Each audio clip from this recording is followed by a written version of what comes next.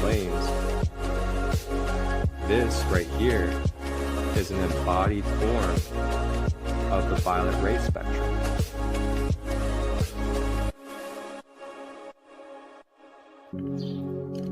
Tap in and tune in Tuesdays, Wednesdays, and Thursdays, 10 a.m. to 11 a.m. Eastern. Live on YouTube, Facebook, and Instagram. Grand Rising with ChristoLight, your sacred space for discovering the Ascended Masters in crystal healing. Ashe.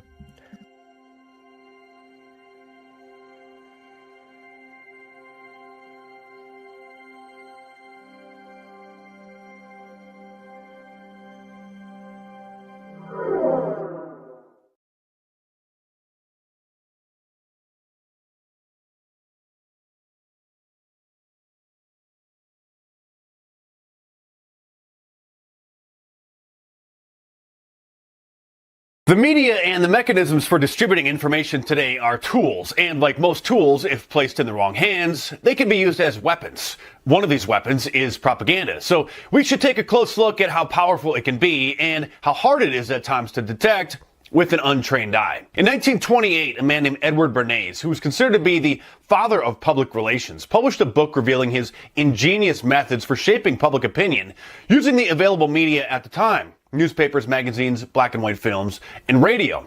Television was something that was just being experimented with and wouldn't become a major medium until over 20 years later in the 1950s. Bernays was the nephew of Sigmund Freud, the famous psychologist, which may explain how he himself became such an expert in psychology. His knowledge of how to influence large numbers of people using the media was so far ahead of its time that still today, almost 100 years later, Bernays' methods are used as the standard operating procedure for advertisers, activists, and governments. The American Tobacco Company, the manufacturer of the Lucky Strike brand, hired him in 1929 to help promote cigarettes, and as a result of his marketing campaign, he is largely credited with making smoking seem cool. What he did was hire a group of beautiful women to light up cigarettes while they were marching in New York City's Easter Sunday parade, since women smoking at the time was taboo. He then sent out a press release claiming they lit up, quote, torches of freedom to support women's rights. The New York Times published an article the next day with the headline, quote, group of girls puff cigarettes as gesture of freedom. He had created a self-fulfilling prophecy by duping newspapers into portraying smoking women as part of the growing women's rights movement, when in reality, it was just a marketing ploy by a tobacco company. Bernays is also the man responsible for the tradition of men buying women diamonds as a symbol of love and marriage. As you know, at least in the United States, the tradition of proposing marriage to a woman must be done with a diamond ring, and every Christmas, Valentine's Day, and Mother's Day, we are bombarded by advertisements about buying diamonds for the women in our lives. This cultural norm, however, was artificially created by Edward Bernays after the De Beers Diamond Company, in reality a monopoly, hired him to promote diamonds as the standard symbol of love. Before Bernays' scheme was launched, engagement and wedding rings were just a gold band. But using his techniques of social conditioning, he was able to brainwash men and women into believing that a large diamond ring was needed in order to propose marriage or to show a woman that a man loves her. When we look into Bernays' methods, it becomes stunningly clear just how powerful they are and how candid he was about this power in his book. He wrote, quote, those who manipulate the unseen mechanism of society constitute an invisible government, which is the true ruling power of our country. We are governed, our minds molded, our tastes formed, our ideas suggested, largely by men we have never heard of. In almost every act of our lives, whether in the sphere of politics or business, in our social conduct or our ethical thinking, we are dominated by a relatively small number of persons who understand the mental processes and social patterns of the masses. It is they who pull the wires that control the public mind, who harness social forces and contrive new ways to bind and guide the world. He also admitted, quote, whatever of social importance is done today, whether in politics, finance, manufacture, agriculture, charity, education, or other fields, must be done with the help of propaganda. Propaganda is the executive arm of the invisible government. This invisible government, he says, tends to be concentrated in the hands of the few because of the expense of manipulating the social machinery which controls the opinions and habits of the masses. The expensive machinery he was referring to are the printing presses and film studios, as well as the large costs associated with producing and distributing newspapers and radio broadcasts at the time, which was so expensive that only a handful of companies could afford to be in those businesses. It wasn't until fairly recently, with the creation of computers, the internet, smartphones, and social media, that this monopoly has changed. Although the multi-billion-dollar mainstream media conglomerates still have enormous influence and control over the creation of content and its distribution, and are constantly trying to adapt and hold on to what was once an ironclad grip on the industry. As Ben Bagdikian, the former dean of the University of California, Berkeley's Graduate School of Journalism, points out in his book, The New Media Monopoly, quote, "The possibilities for mutual promotion among all their various media is the basic reason the Big Five, now actually the Big Six, Comcast, News Corporation, Time Warner, Disney, Viacom, and CBS, have become major owners of all kinds of media. For example, actors and actresses in a conglomerate's wholly owned movie studio can appear on the same company's television and cable networks. Photographs of newly minted celebrities can dominate the covers of the firm's wholly owned magazines, and those celebrities can be interviewed on the firm's wholly owned radio and television talk shows. The conglomerate can commission an author from its wholly owned book publishing firm to write a biography or a purported autobiography of the new stars, which in turn is promoted on the firm's other media." End quote. He continues saying that the major media socialize every generation of Americans, whether the viewers and listeners are conscious of it or not. They're being, quote, educated in role models, in social behavior, in their early assumptions about the world into which they will venture, and in what to assume about their unseen millions of fellow citizens. George Orwell warned of this same propaganda power in his classic novel 1984, when he said, quote, "All the beliefs, habits, tastes, emotions, mental attitudes that characterize our time are really designed to sustain the mystique of the party and prevent the true nature of present-day society from being perceived." The technical term for what they're doing is called agenda setting. They magnify selected stories and topics through their constant coverage and endless panel discussions about every little detail. Talking for hours on end about the stories creates a self-fulfilling prophecy by building certain instances into major issues, and by treating them as if they are major issues when they're not, and getting people to talk about them and think about them so much, then they become major issues. As television became part of everyone's lives, a study was conducted during the 1968 presidential election called the Chapel Hill Study, which showed a strong correlation between what people thought were the most important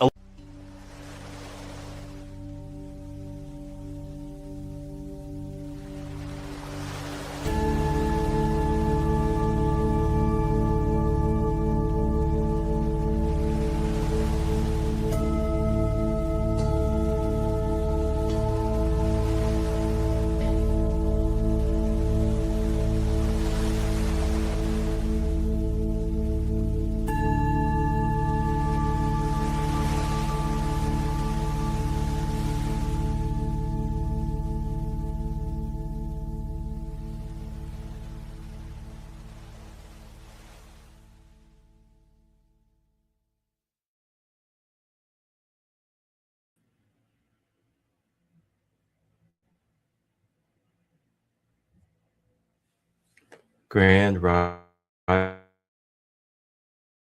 and grand day. Welcome in, everyone. Boy, oh boy, are we going to be going down the rabbit hole today? Not only are we going down the rabbit hole, but we are taking all the covers off, and we are exposing, and we are going to bring transparency and the vulnerability of what we can share and what we have from our knowledge and experience on MkUltra. I know MkUltra is trending right now in the conversations around the world. I know that we currently have congressional hearings that are taking place talking about the history of MkUltra. And I gotta say, what a time to be alive. Whether you're political or not political, the fact that this bipartisan conversation is happening in Congress surrounding human history, and not just politics, but human history, crimes against humanity, is what's being talked about in these rooms. It's just another sign that we're shifting as a collective. And if you haven't watched any of the congressional hearing, it's eye-opening. Like I said, political or non-political. And I'm not a political person. I do not affiliate with any parties. But when I'm able to see something and see it with a divine silver lining of signs, symbolism, and symptoms of change, then I'm able to see that and I'm open to seeing it. They talked about things that I've known for years, as well as many of us. They talked about the Nazi scientists coming over to America after World War. They talked about the techniques that they brought over. They talked about the known history of MkUltra being used on different civilizations around the world. They even taught it being used on figures like Charles Manson and others, like Hollywood, actors, musicians. They're all under MkUltra as well. So we're going to give you guys a great idea of what MkUltra is and how it's been utilized on us as human collective. And not only just become aware of it and realize how it's been used, but to also understand how you can protect yourself, how you can navigate, and how you can empower yourself through these times as we continue to change. So with that said, it's going to be a deep episode, and don't be surprised if it goes on for about 2 hours, because we're going to be doing our usual screen share text. We'll be bringing up ascensionglossary.com, where we're going to dive into the details of what control looks like as a whole, as well as the different ways and the different styles of mind control that they use and how to avoid it in this world. And then on top of that, we'll talk about the specific timeline and history of MkUltra and the impact it's had on our history. We'll have some videos to go along with that. And also going to be joined by our good brother, Cricket the Gift, as our special last minute guest joining. We are celebrating our 1-year anniversary of Grand Rising with ChristoLight today. So today marks officially the 1-year anniversary of live Tuesdays, Wednesdays, days with you guys for Grand Rising with ChristoLight, this series.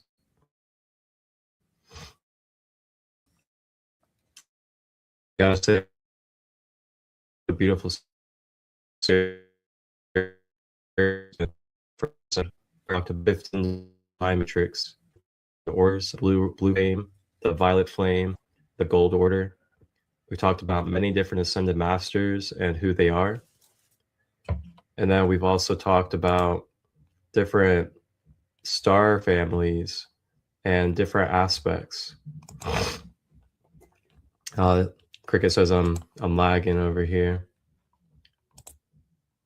Well, just bear with the technology today. All right. So with that being said, this is about to be an episode, that's for sure. I'm going to go ahead and bring up our brother Crift, our special guest of this episode. Welcome, brother. How are you? You're on mute over there.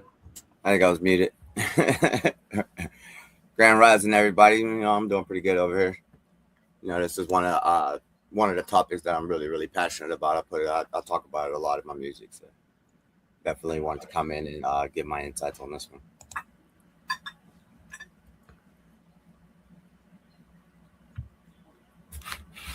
Yeah, no doubt. So before we even dive in and get into the finer details of everything, what what kind of like what initially comes up for you when it comes to this topic of MK Ultra?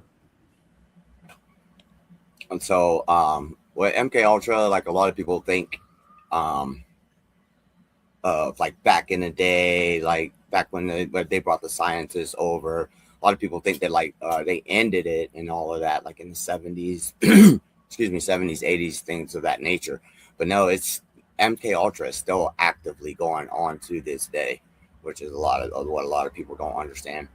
And I just want people to be aware and acknowledge, the types of things that they are doing to keep us under this system of control, which they were testing it back then, back in the 60s, 70s, and 80s, and all of that stuff.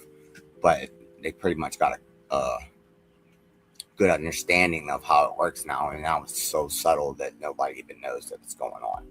But it is actively being done to us at this time in history right now.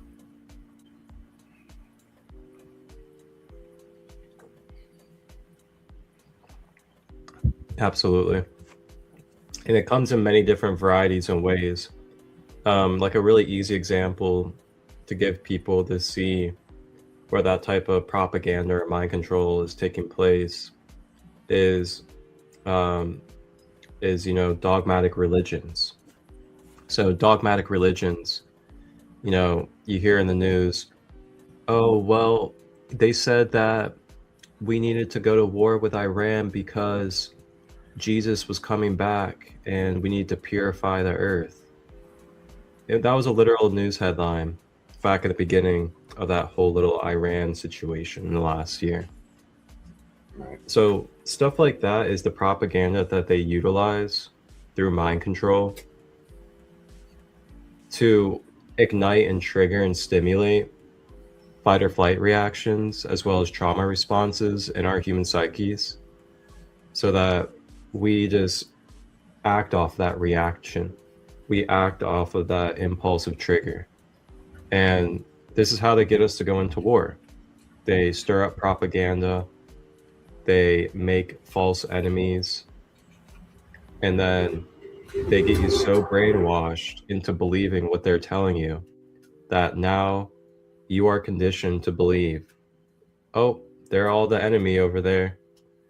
Fuck anyone that looks like them, It becomes a whole entire programming. It's not just like a simple, oh, I don't like this. No, it becomes a whole program where now your senses and your perception is so manipulated that now anytime you sense, smell, see, hear anything about Muslim or Iran or Iraq, you're triggered and you go into a fight or flight response.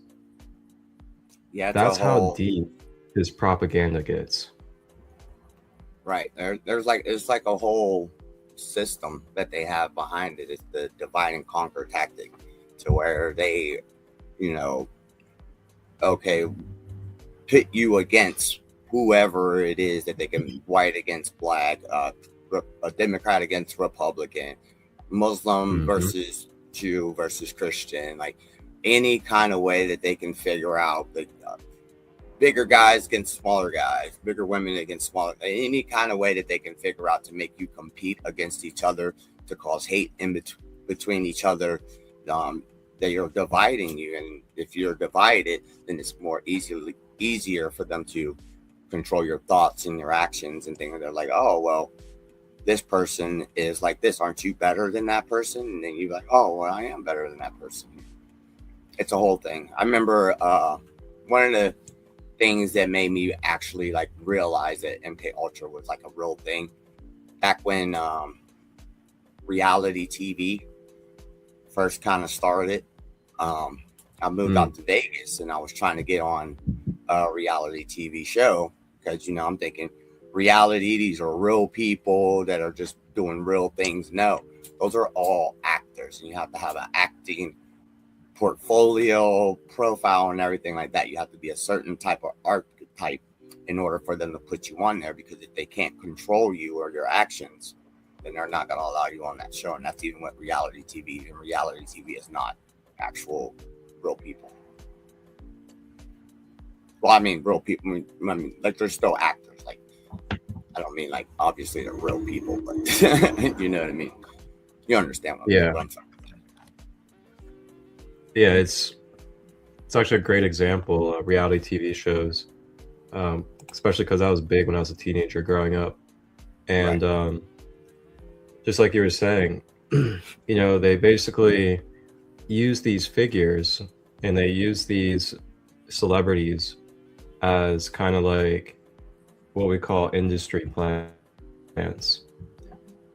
I know you know what industry plants are, but industry plants are basically actors, or they're paid off criminals even.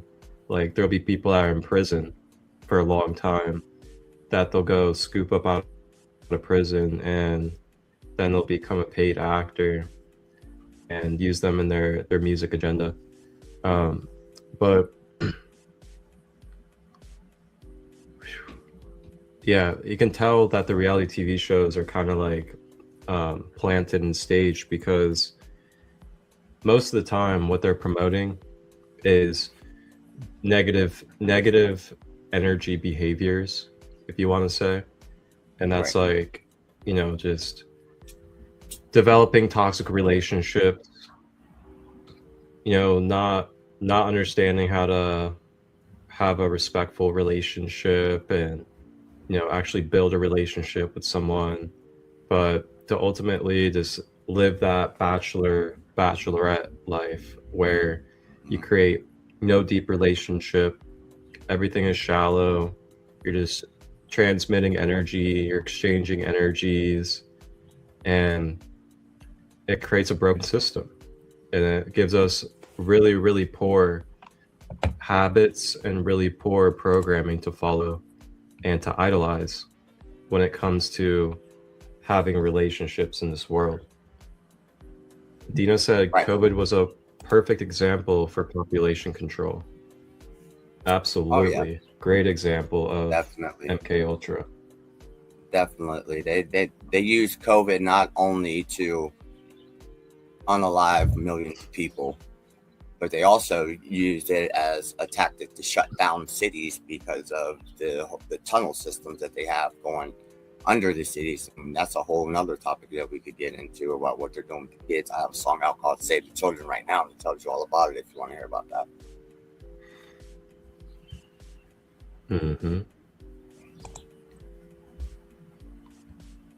Grand day, Rhonda. Grand day, Rhonda. Good to see you, Queen. Welcome in, everyone. So we got 7 in the house. Thank you all for the likes. Please like this content, share it, boost the algorithm. Let's get this information and knowledge out there to our collective. You know, this is important knowledge. We need to know this stuff so we can move on. We can collapse it through our conscious awareness and empower ourselves. We got to help our brothers and sisters be aware of what's going on and what's been going on, so we can accelerate this process and grow. It's like I always say and tell everybody. Oh yeah, yeah, you're definitely right, Dina. Definitely right. That's one of the things I say all the time, like when I was talking about the divide and conquer that they use, is I tell people, like, we did not become the top of the so-called food chain by being divided. Like, we got here, you know, working together and loving one another and helping each other out. And then at some point, like Dina said, for the rich, let's call them that for now, and, you know, they said, well, if we're going to make this money, like we can't have them helping each other, so let's divide them. And that's how they created those hate mongering propaganda that they push, and those divisive agendas. No doubt.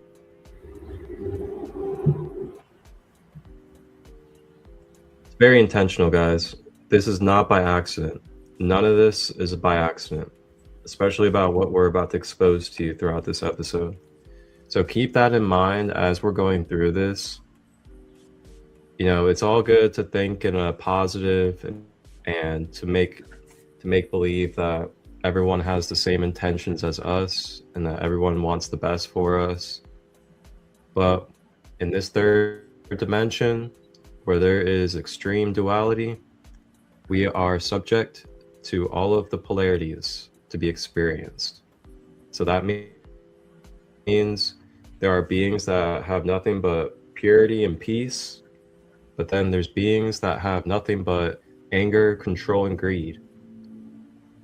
And there's in between. So know where you are, know thyself, understand that we are inhabiting a third dimensional maker. And while being a part of this, and remember, of course, it's an illusion in the end, it's an illusion of a creation. But while we're in it, we're in it. We're in this living process. So just be aware, you know, there is free will choice. And they will get you in so many fine details and so many fine ways of consenting and not even being aware that you have the free will to consent as well. You definitely have to be discerning So because if you've been able, or you don't feel. I was gonna say you definitely have to be discerning because although we have free will, you have to realize that they are actively manipulating your free will. So what you think is a decision of yours is really not a decision of yours. You need to go deep inside yourself and find out who you really are. Because believe it or not, everything that you know has been forced upon you, taught to you, whatever, what have you. So you have to go inside yourself and find out who you really are. Even your name was given to you. Just remember that.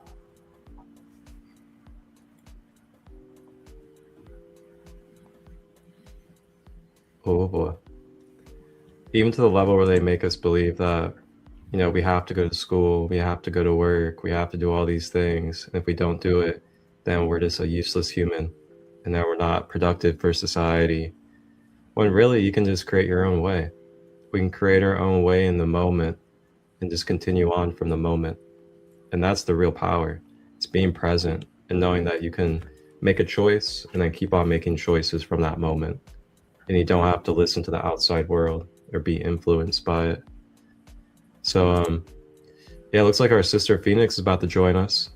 So before she hops on with us, I wanted to share some clips from the congressional hearing, just so you guys can hear some of the facts and some of the knowledge that was talked about when it comes to MkUltra. And we'll be talking about it as well from our own perspectives. So enjoy this. And I'm not one to encourage politics or any of this nature. Remember, this is about crimes against humanity, and this is about the universe of life. And if you are interested to do your own research and do your own due diligence, feel free to check it out. Stephen Kinzer is a historian, journalist, and author of Poisoner-in-Chief, Sidney Gottlieb, and the CIA's Search for Mind Control. Tom O'Neill is an investigative journalist who authored Chaos, Charles Manson, the CIA, and the Secret History of the 60s. And Elizabeth Genexi, did I say that right, ma'am? Genexi is an independent consultant and former senior program officer at the National Institute of Health. We look forward to hearing what you have to say today on this important subject. Pursuant to Committee Rules 9G, the witnesses will please stand and raise their right hand.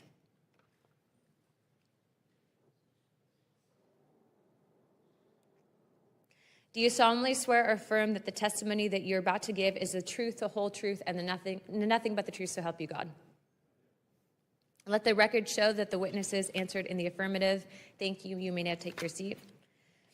We appreciate you being here today. Let me remind the witnesses that we have read your opening statements, and it will appear in full in the hearing record. Please limit your oral statements to 5 minutes. However, if it does go over, we will not be gaveling you out. As a reminder, please press the button on the microphone in front of you so that it is illuminated and members can hear you. When you begin to speak, the light in front of you again will turn green. After 4 minutes, the light will turn yellow, and when the red light comes on, that means that your 5 minutes has expired, and we will ask you to please wrap it up. I would now like to recognize Stephen Kinzer for his opening statement. Thank you very much, Madam Chairman. Let me begin by expressing my gratitude to this task force for confronting the enormous issue of overclassification of government documents and the culture of secrecy that enables it.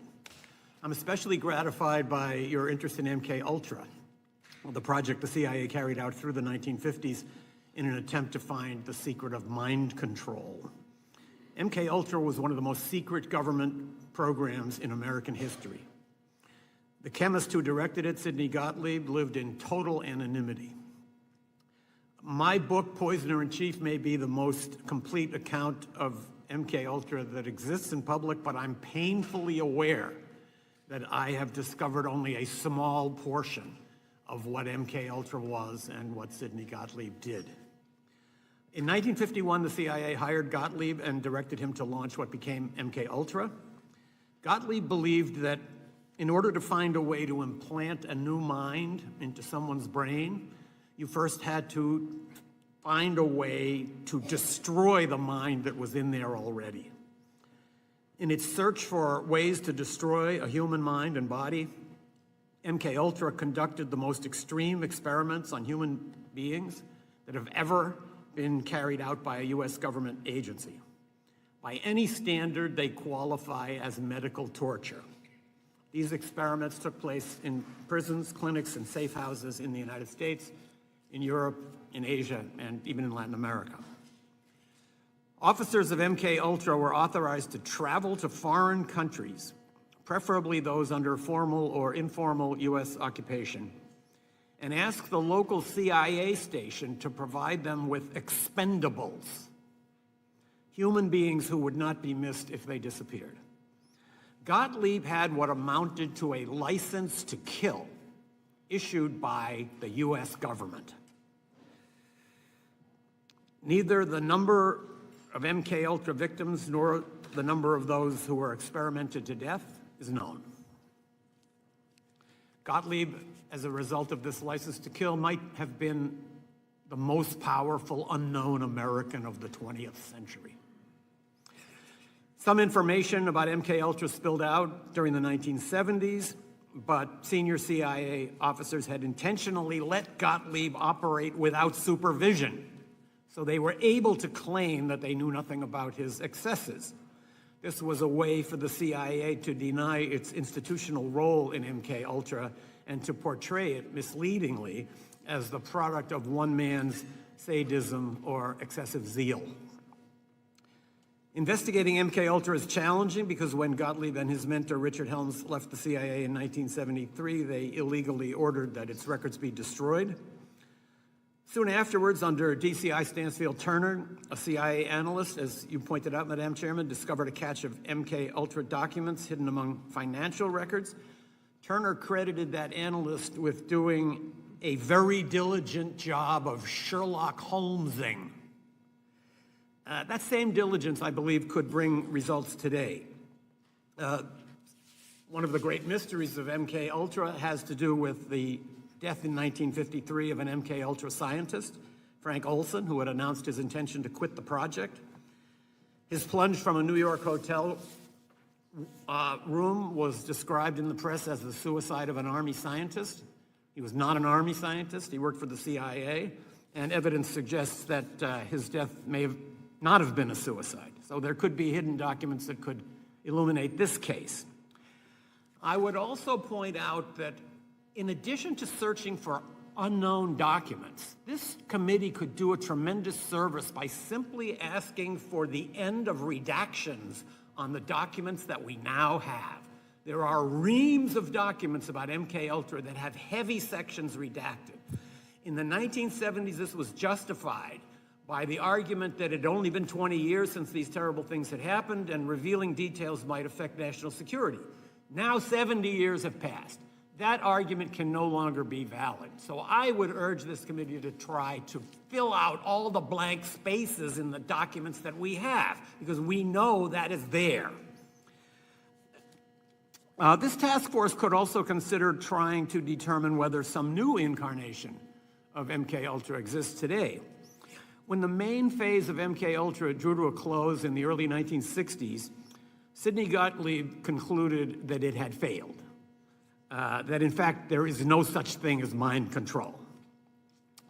Even if he was right, however, he may have been right only at that time.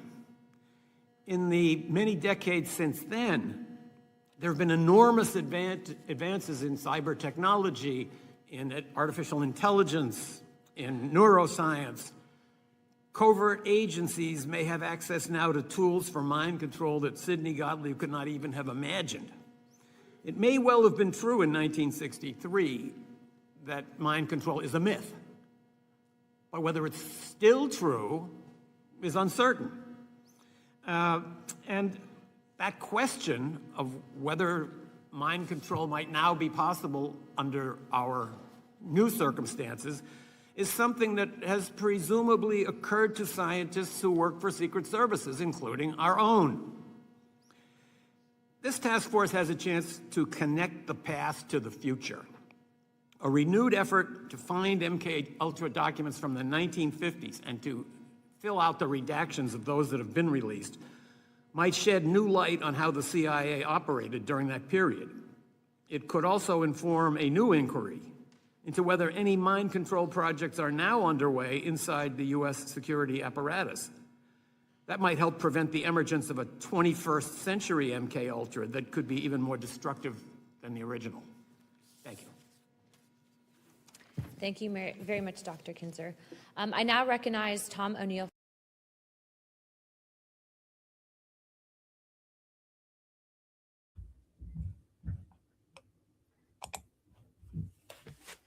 So yeah, that's just a little bit of the congressional hearing that took place for the MkUltra.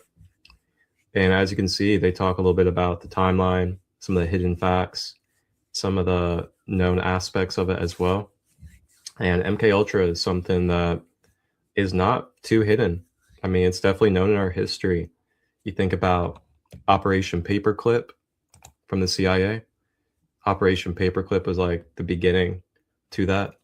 And that is when the Nazis came over to America, and the scientists and other members of the Nazis turned into American citizens, basically, and they started influencing the politics, the government, and the science that was being used in America. And they even talk about that in the congressional hearing as well. And then when you find out about just all of the experiments that have been happening, whether it's medical, whether it's through media, or whether it's through food, a lot of it is tied into this right here that we're touching on. A lot of the things that we're seeing with like the chemtrails, the poisoning in the food, the fluoride in the tap water, the ways of eugenics, things of that nature, a lot of that stems from the Nazis bringing that over to America after the war. And then that stems all the way back into draconian lineages and draconian ways of life through mind control, population, depopulation, and things of that nature. Looks like our sister Phoenix is back with us. I'm gonna go ahead and welcome her on. Welcome, sister. Good to see you. Awesome. Good to see you guys. Wow. MkUltra on the mic tonight. Welcome, welcome. MkUltra on the mic tonight. MkUltra on the mic tonight. We got MkUltra on the mic tonight. MkUltra on the mic tonight. The greatest trick of MkUltra is to make you think that it's never not been happening and that it's ended. You know, this is just the unveiling of a trickster game that's been going on and just like repeating cycles and willing participants that are consenting their mind, body, and soul complex to a demonic entity control system, negative alien agenda experiment on the human race. And yeah, we went from like eternal immortal beings to, am I going to get cancer and die? And how am I going to pay my bills? And do I have enough food to eat for me and my family? Like how do we go from royal to poverty? We're talking planetary, not just personal. It's not one man being rich, because we're all one thing, right? So, wow, it's kind of crazy. All of this information is coming up. I was just watching a video right before this, and then I saw you were jumping on. I'm like, oh, it's so timely. Just reading through the records of what they were doing. And you know what I saw? I watched an old video with the Army military in like maybe the 40s or 50s, and they were teaching about to their Army frequency modulation manipulation. He was literally showing how sound works with analog and digital. And basically they were teaching Cold War machinery, which is sound and wave manipulation, electromagnetic frequencies. These are the real nuclear weapons. They're very invisible and people have no idea that they operate. So that small group of people in 1950 was just to say, oh yeah, we can work with frequencies, we can wipe memory, we can keep someone stuck at a certain gate of consciousness where they can't perceive beyond. But as soon as you know that there is a beyond, that's when you start peeling back those layers and like chipping away at the limitations of who we are, where we come from, not being a victim to the emotions, because everyone's manipulated by their sacral, their emotion, their astral, their hunger, their lust. And so it's like when you can overcome that hump, you can start to come into really remembering and not being a slave to their games. That's why pornography is so popular right now, because they know they can manipulate the system with it. It's a mass control program right now, keeping the life force from ringing the bell. Up here, the land of milk and honey, to bring you up to the higher planes where you can't be affected by these little games, implants. Oh, yeah. Anyways, nice to see y'all. Ashe. Nice to see you as well. Thank you. Thank you for that. Very insightful. And then I also want to say, like, a lot of people don't know. Little screen share information for us in detail of MkUltra, the timeline, and give you guys all just a good perspective of what this really is for those of us curious on how did this come about and what kind of things happened and where this took place, and how could this also be currently taking place as well in our general collective.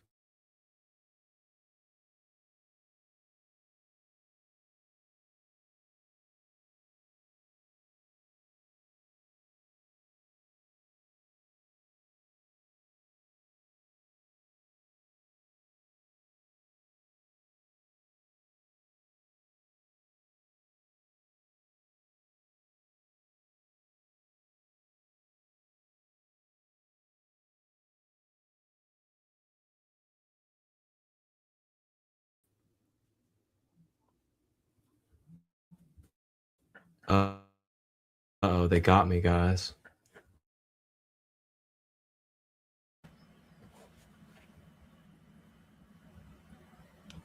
They got me. Yeah, you're still lagging pretty bad over there.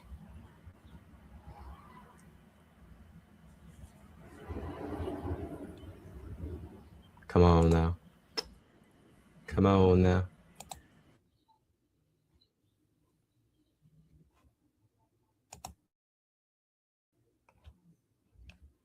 Come on, share screen. You got it.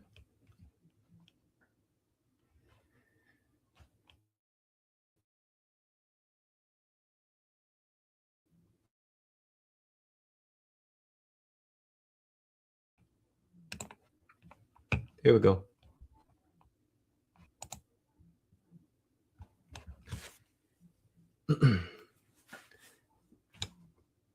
Boy, I find it so funny it's acting like this today.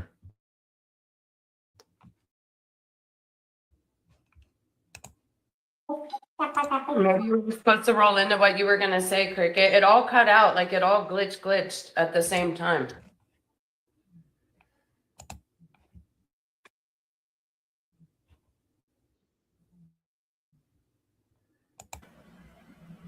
You guys can hear me okay? Mm-hmm. No, what I was saying was a lot of people don't know about the scientists that they brought over to America from Nazi Germany. Hitler was actually obsessed with hermeticism and mind control, and that's what those scientists were working with over in Germany, and that's the reason why they brought them over here to America, because they wanted to find out what information Hitler had found out about mind control. And that's how all of this even started. Wow. And it was a war, though, like these are the real wars that were going on. Like when you study Cold War, any of these, or Holocaust or things like that, it's all about human experimentation. It's never ended. They just kind of show it to you like it looks so physical and abusive, but it's so unnoticeable now. The way they're working with the information, with the implants, with the synthetic mind control, synthetic thoughts, synthetic impulses, totally playing humans like a video game from their technologies, if you are susceptible to the manipulation on that level. Purification is the way through this. Purification is the turbo spin. Purification is the, celestial fires, where you're just coming into full wholeness. You're not needing anyone or anything outside of you. You're in full wholeness, full completion. Or you leave those doors open to be infiltrated by their game. Know thyself is such an important part of the game. The light body, the rainbow body. Yeah, that's kind of what I was saying earlier, with like you have to go inside yourself and know who you are, because everything that you know was taught to you. Like you none of your thoughts that you believe that you have are actually yours, unless you have gone through on that path of going inside yourself and seeing what it is that you really want and you really desire. Your whole life was built on what other people told you. Like what was it said, that when you're born, you're given a name, a race, and a religion, and a belief system that you just run with your entire life. So every thought, everything that you do was something that was given to you. It's not actually yours. So you must go inside yourself and see what it is that you really want. Into the satanic ritual. And given a number to categorize what part of the ritual you were susceptible to. That's what birth certificate. You're born into it. You're jabbed right away. You're jabbed. You're circumcised, likely. And are you here? Oh, there we go. I think we're back.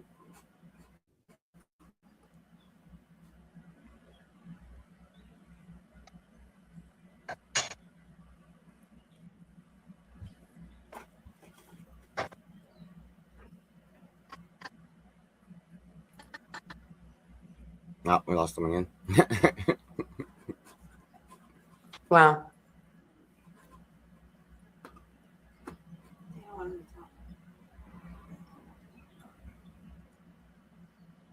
Oof.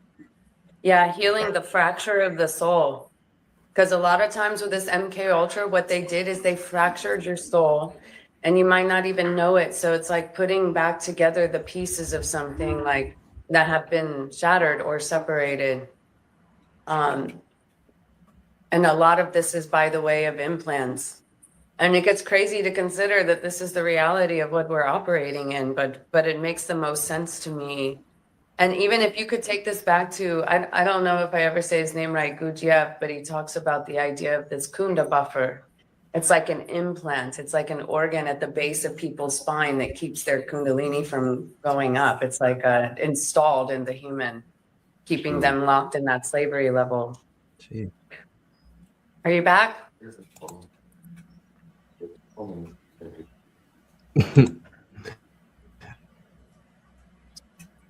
I don't know. Let's We're see. shutting you down. Let's see. Yeah,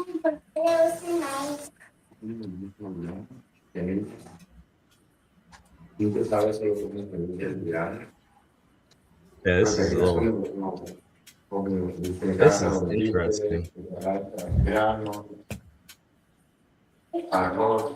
What's going on in the comments over here?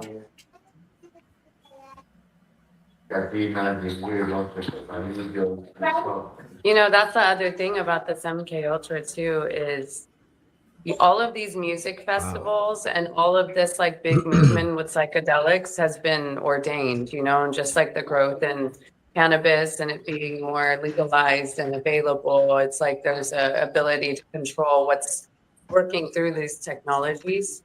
And these medicines are being used as manipulators. That's really what psychedelics in the historical view have been about. They've used them for TV watching. Well, now everyone has a TV in their hand. Right. Yeah. Absolutely right. Your phone. I'll come out of the jungle sometimes and I'll see everyone just walking around with their phone recording everything. And I'm like, oh shit, where are we? Your smartphone. The phone is an implant. We need to really recognize our relationship with it. Yes, because now not anybody watch TV, but you have your more advanced MkUltra all It's your day. implant. It's your phone. Yeah. It's always with you. down to the car that you drive, and then, like, now they say that you have to wear your seatbelt. Seatbelts are only effective if you're going 35 miles an hour or under. Anything higher than that, a seatbelt can be fatal. Yet they put this tone, this sound frequency in your car that'll, this like Chinese torture, that beep, beep, beep, to make you put your seatbelt on. Like it's ridiculously crazy what they do. You know, it's crazy because I always say seatbelt is for density. It's for physical death. Like, I'm not here to die like that. That's not how I'm going out. I'm an eternal. I'm walking through this, you know, and so, yeah, it's interesting how it changes you and how they even put the laws of the wearing the seatbelt and the fear of like, you're going to die in a car accident, this constant level of anxiety of being careful because something bad's going to happen. That's all MkUltra. That's actually mind torture. People are like, oh, my adrenals, they keep me safe. My fear keeps me in safety. And I'm like, actually, no. When you connect to that eternal light again, you're not being controlled by fear. You're not being controlled by emotions. You're not being controlled by reactions. Nothing is playing video games with your energy system. And that's real sovereignty. You know, that's real energetic sovereignty, is when someone can't kill your vibe. When you give your power away to nothing, you know, and you can really hold that field. And we're being called to really put on this shield of righteousness, you could say. That is the only thing that brings you into an invincibility level here, is like that deep inner work, purification, and clarity. Ashe. All right. Well, I'm here. I guess I'm not going to share screen, but I'll just go ahead and read it for you guys. And this is on britanica.com. It's a great website for finding out about, you know, hidden histories, as well as the tainted timelines, things of that nature. So you can find things about Tartaria and many others. But this is just going to give you guys, for everyone out there that is really curious about the full details of what MkUltra is and what are the very known times that it was utilized and the influence it had in our timeline, from the world wars over to America into our modern time today. And you'll see a nice, clear connection as well. So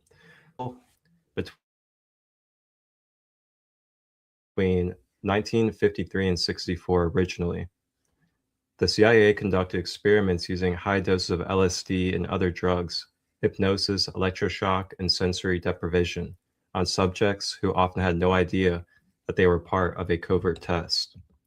The ultimate goal was to find a way to erase the memory and then control the mind as a tool in fighting the Cold War. There are authors that have books about this, and in one of the books, journalist Stephen Kinzer called the program essentially a continuation of work that began in Japanese and Nazi concentration camps, in part because Nazi doctors and others who had worked in those environments were recruited to continue their research as part of the program. Fearing discovery, the CIA destroyed most records of the experiments in 1973, but details of the program later emerged through congressional and journalistic investigations. The program's beginnings. So the roots of MkUltra go back to the US President Harry Truman's administration when the CIA launched Project Bluebird, its original mind control program. Allen Dulles, who became the head of the CIA's covert operation in 1951, latched onto Bluebird. He sent an early memo to Frank Wisner, a senior officer who was helping to oversee the program, saying that he wanted to explore augmenting the usual integration methods by the use of drugs, hypnosis, shock, and etc. Under Dulles' leadership, the CIA began opening its secret prisons in West Germany and Japan, where it experimented on prisoners with no oversight. Advising this early research was General Walter Schreiber, the former Surgeon General of the Nazi Army, who had approved experiments at the Auschwitz and Dachau concentration camps. Dulles became convinced that the Soviet Union had already developed mind control tactics. There were rumors that the USSR could program people to make fake confessions and possibly train them to kill on command. Dulles saw the Bluebird research as increasingly urgent, and in August 1951, he ordered that the program be expanded and intensified. He renamed it Artichoke. Sidney Gottlieb, a chemist who had recently joined the CIA as its top drug expert, was tasked with the overseeing of this research.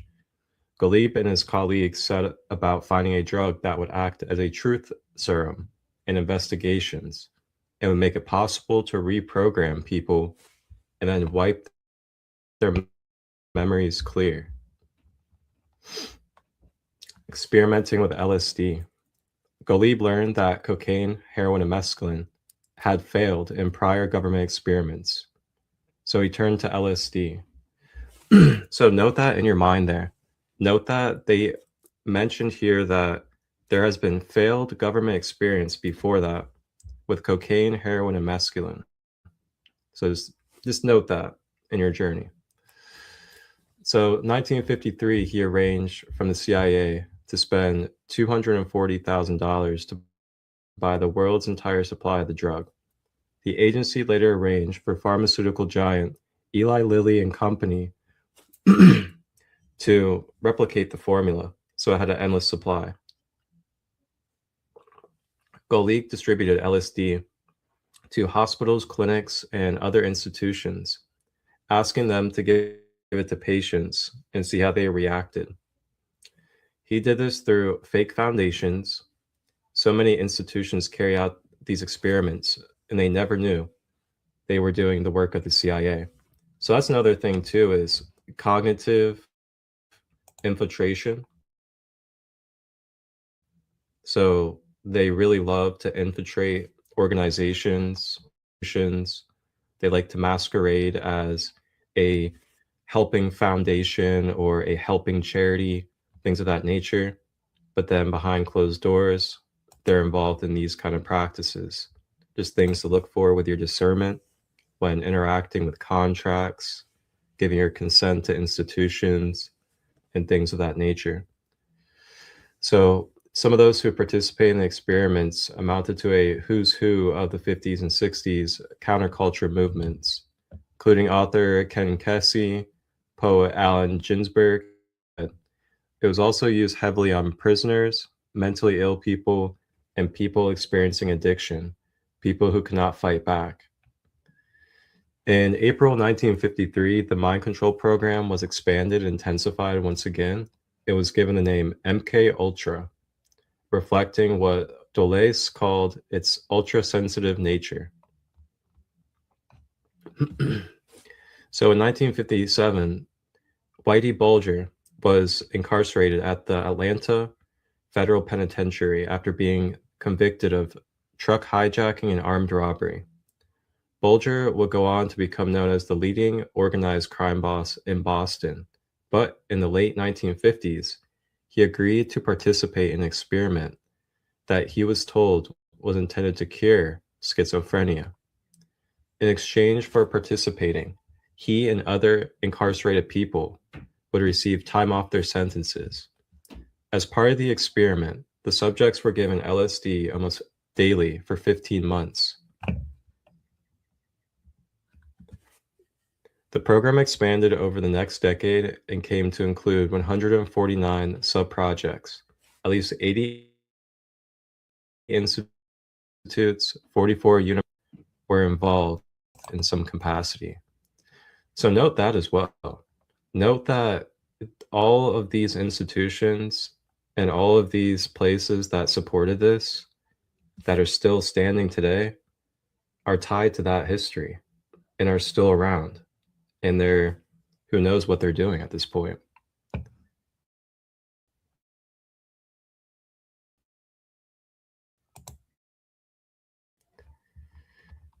So then, research methods and results. So despite its size and scope, the program operated in extreme secrecy. Fewer than half a dozen agency leaders knew about it at any given time. This meant that Gottlieb's power was essentially unchecked. He was allowed to bring in prisoners from across the United States and across the world and subject them to torture and other experiments. He was never expected to formally report on this work. And keep in mind, too, it says half dozen agency leaders. It doesn't say agencies as a whole, but agency leaders. And the reason why I bring this up is because Spirit is wanting me to show that, yes, you know, you may know some friends that are Freemasons and they're good people, but they're not part of the leadership. And the leadership, they have their own objectives. They have their own intentions that they're working with in that leadership position, quote unquote leadership. So they just wanted me to kind of bring that up. Like, you know, yeah, you hear about friends, you know, people that are lower level Freemasons and things like that. You hear about how they talk about doing things for donation and helping out communities, things like that. And that's what they're blanketing on the outside. You know, that's what they're setting up in the lower levels. And when it comes to these leaders, which they just said right here, you know, these leaders, they are of a select group that are knowing what's going on behind closed doors. So in the early 60s, Gottlieb was beginning to give up on it. He wrote in the 60s that there was no effective knockout pill, truth serum, and he had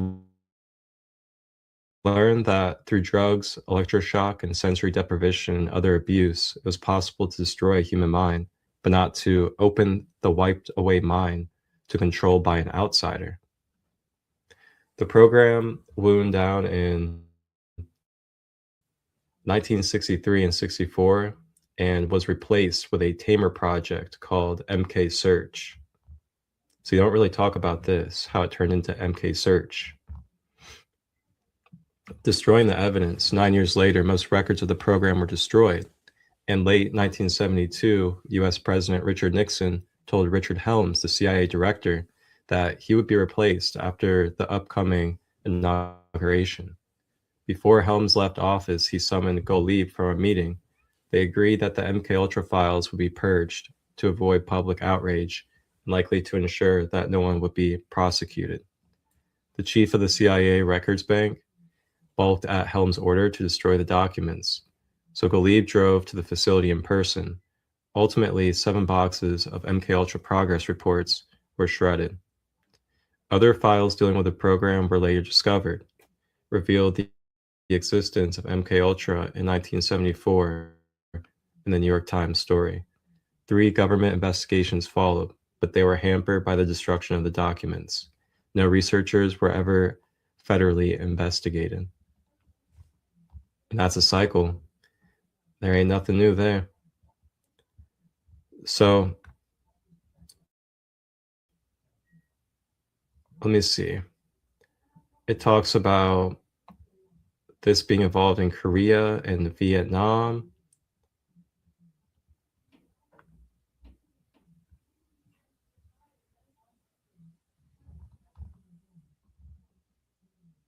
Oh, talks about cults.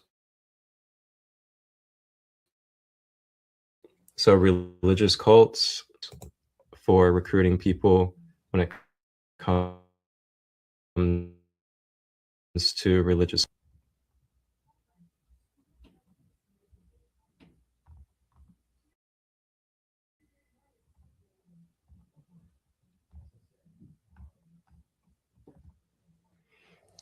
And then it talks about 1960s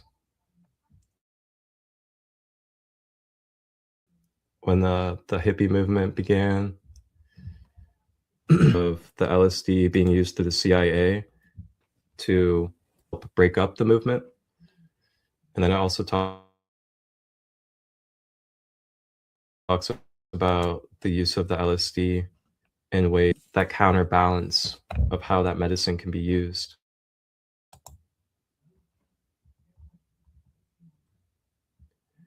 And then lastly, it talks about our modern pop music and popular music and how they utilize different radio frequencies through Hollywood as well as radio and through music, and to ultimately be aware of that. Be aware of the psychological programming that you are tuning yourself to through your music and through your shows and through your media. You know, are you tapping into a Grand Rising with ChristoLight episode where we're helping you understand what all this means and help you access more consciousness of using your free will? Or are you watching something that is making you feel like you're depressed and that you need to be violent and you're in fear about the future of the world? And same with music. I mean, man, the music industry, especially with hip hop. You know, are you listening to stuff that makes you feel like you want to be violent towards your own brothers and sisters? Are you listening to stuff that makes you want to disrespect and degrade women? Or are you listening to stuff that makes you feel like you can be inspired and that you can be creative and inspire others to be better? That all falls in line with the MKUltra. There was a record exec that I was listening to. I can't quite remember his name right now, but he said that he he stopped working in the music industry because they were taking the black population and forcing them to only do music that was violent, that would make you want to be violent, things that could send you to jail, and that's the only thing they were promoting. If you were to sing, rap, or whatever about anything other than certain topics, then they would not market your album at all. And that was the reason why he got out of the music industry.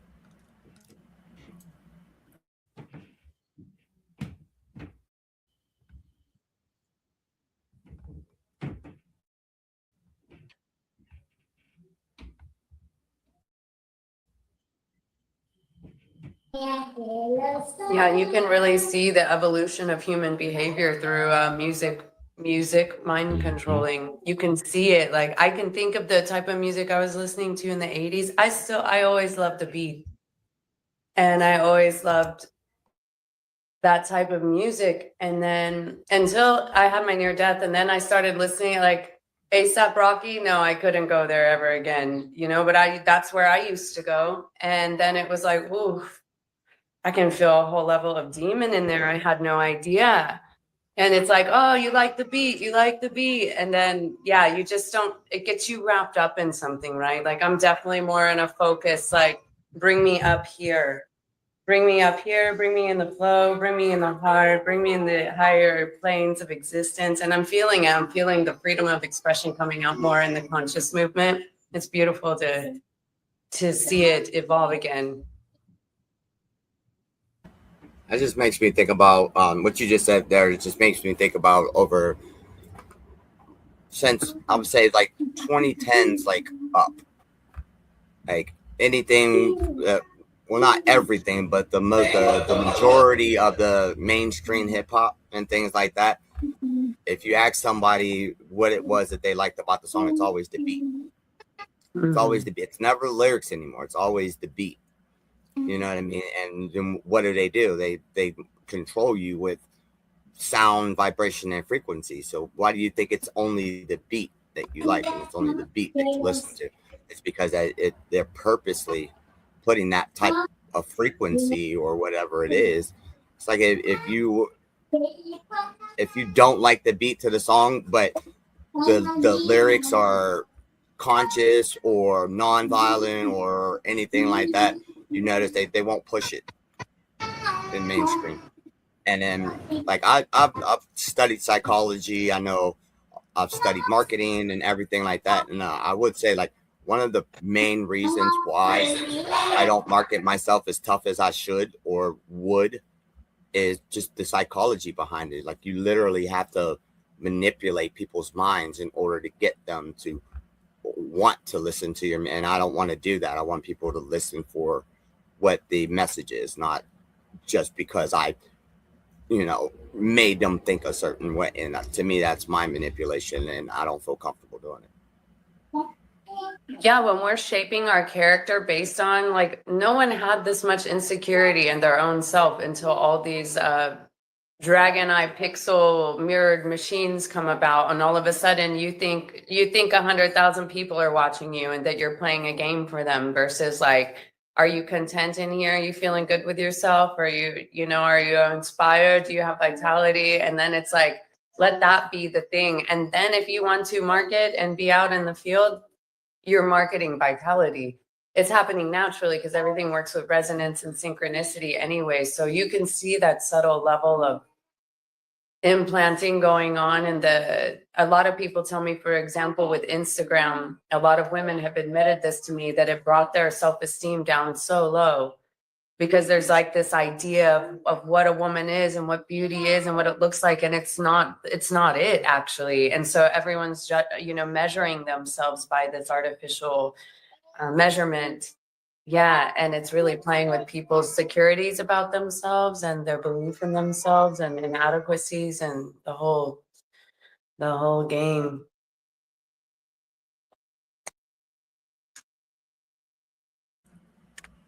We got the screen share working. Ashe. Yes, sister. No, for real. They have really saturated us with this like whole pop culture thing, and like what pop culture is, and reality TV, reality life, things like that. It's got people so reversed that they think, our natural life is the fake life, and that reality life is the real life. Like, that's some Someone reverse told me I was psychology living right in a there. fairy tale. Yeah, no, it's a reversal, and it's a need for the machine, because the machine wants to keep itself around. And it's coming so deep. It's coming so deeply entrained in the consciousness that it's coming to idea of a planetary threat of these alien invasion UFO power plants taking up land and water to more further deeply experiment on humanity and control them. This is the time of breaking through the firmament and dodging this hijack and taking a planet back, from my perspective. And you can see how LSD Absolutely. you can see how LSD has created, like, I remember when Steve Jobs died and I was reading about him. And see, the problem is we think that computers and AI are advanced technology when this is a divergent technology. Like, just to get that clear, like, we've had a much higher level of intelligence and access to a higher technology before these cell phones that were literally just weapons in your hand that you were willingly consenting to. Like, we just don't understand, but now we do. So it's a little different. But I worked for Michael Dell at Dell Computer Corporation for many years in Austin. And all these dudes started in college taking LSD. And then the next thing you know, we've got computer technologies and machines and everything's just getting a little more like pixelated, if you know what I mean. It's getting less natural, more machine. This has been going on for a real long time. And LSD seems to be I know they're working on all kinds of different ways of using it and different variations of it, but really think about all the music festivals right now. And there's just like there's an official of everything, there's always a black market, right? So really all the drugs on our planet right now are an MkUltra mind control government experiment. They're the ones passing out the fentanyl. This isn't a mystery here. The Department of Defense created the internet. So like, let's just get real about, we're playing with these trickster energies that created, substances and computers and technologies. And even the word Mars stands for military auxiliary radio signals. And so we're talking about energy weapons, frequency weapons. They're invisible, you can't see them. That's why we have to learn our frequency field and like really move beyond this firmament. This firmament is an energetic gate. You could say it's like a calcified pineal gland, but I do see it like like an electrical grid that's kind of like graphene and it's hard to get through. So when we fortify the self and we purify the self, we can pierce that veil again and really become invincible to what's those laser beams that are being shot out there, and they're out there. That was actually one of the experiments that Hitler was doing before the Nazis came, before they brought the Nazi scientists over here.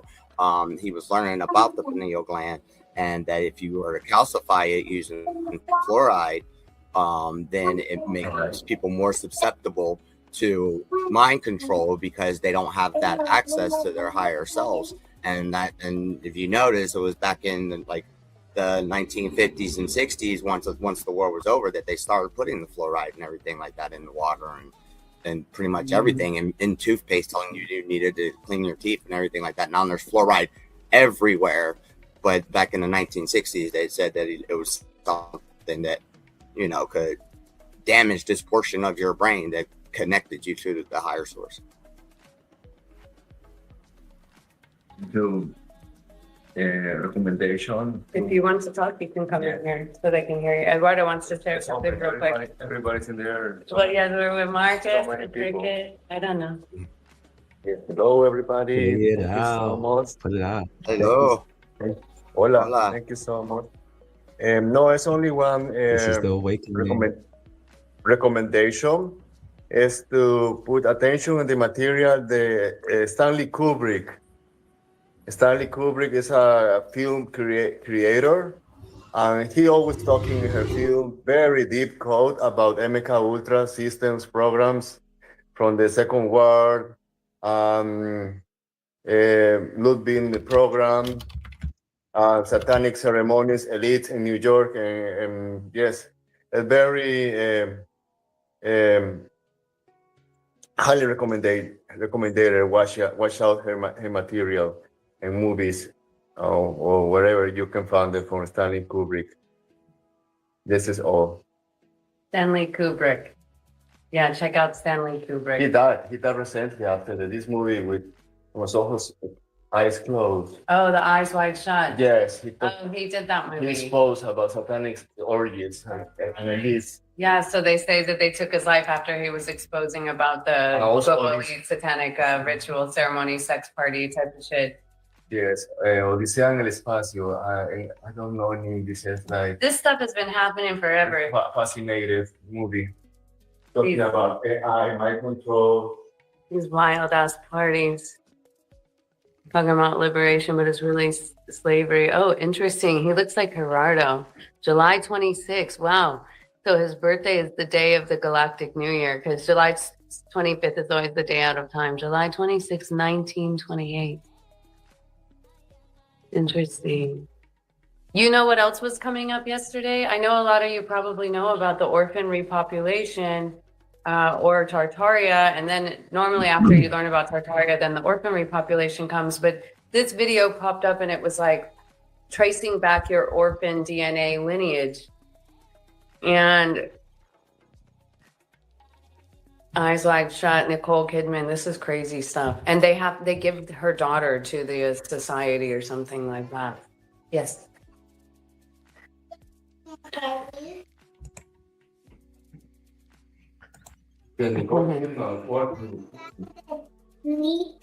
Now, I have some eyes boys.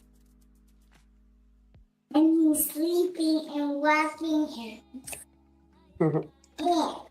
Cognitive dissonance. Wow, this is good because the 39, we were just in gate 39 and it talks about the tension of transcendence. Cognitive dissonance, the uncomfortable tension that exists when holding two conflicting thoughts in the mind at the same time. Or it is the tension that exists between the actions of the mind going against the actions of the heart or going against what we know to be true. Yeah, incoherence, inconsistency with our thinking when conflicting thoughts surface in the mind and cannot be reconciled. Yeah, you really got to let go of your attachments. This is how you start breaking through to the other side. One so easy paragraph changed my life forever in the book, Four Agreements, Don Miguel Ruiz. The intro chapter is called The Domestication Process. And it was so simple. I read that and I was like, you can't pretend nobody fell for it. We all did, down to your grandma making you clean your plate. You know, it's like, it was just talking about all the little programs from your awakening. And then like, honestly, oof, I can't even believe school exists. It's a military. The school system is a military program with the most poisonous food to avoid. Like, how can we even deny what's really going on? They're fully surveillancing, fully investigating all pupils. They literally have you with fluorescent lights trapped in boxes, like GATE program. Okay, it used to be a little more hidden for a select few, but now, and then God knows what they're introducing in the books. I'm seeing all these videos, like getting the kids talking about sexuality in kindergarten. Like, this is a pedophile's game up in there. Yeah. That's really what's going on in the fucking school system. That's like a shocker. That's offensive when you're caught in the system. That's cognitive dissonance right there. You're like, oh my God. Yeah. And then they, you know, they get these kids on all these pharmaceuticals and experiment on pharmaceuticals on them. Yeah, the next thing you know, all of a sudden, all these kids have anxiety, stress, autism, and they're just pumping out. And then I saw there's some kind of benefit if you have foster children, that you get so much money extra per month from the government if the child is not performing well in school and is taking medications. Like, they're literally being financially incentivized with experimenting on these children. That's what's really been going on here, unfortunately. I know we have to come up with the empowering ways to move ourselves out of it. I know I was called to kind of march my way out of, like, the real activism was like waking up to it and being like, not going back in that. Let me see what else is out here. Let's come up on the edges and the fringe and kind of, where are we going in the future? What's it look like to navigate ourselves out of the machine back into a golden age? And how do we return to organic and consciousness? How could you have a ton of viewers and people interacting with you online, but you don't even know how to have a conversation in person because you're still hiding something? You know, like we can't preach something like all these ones that have been leaders on the online world making a ton of money off of people, but they're not sitting in the presence, acting like they're too good for it versus they've got shit to hide. That's why all of these kind of spiritual guru MkUltra programs, to me, it all falls under these categories. And then you go to the music festivals and they're working with the sound, color, light, electronic systems so hard and fast, and you can get any drug that you want now. It's not even like being worried about getting in trouble or something. It's all a part of the experiment. And then full recording the whole time and measuring brain waves and measuring your energy levels. And yeah, I mean, let's get real about every time we go into any kind of group space, we're consenting to experimentation, right? Just so we know. Right.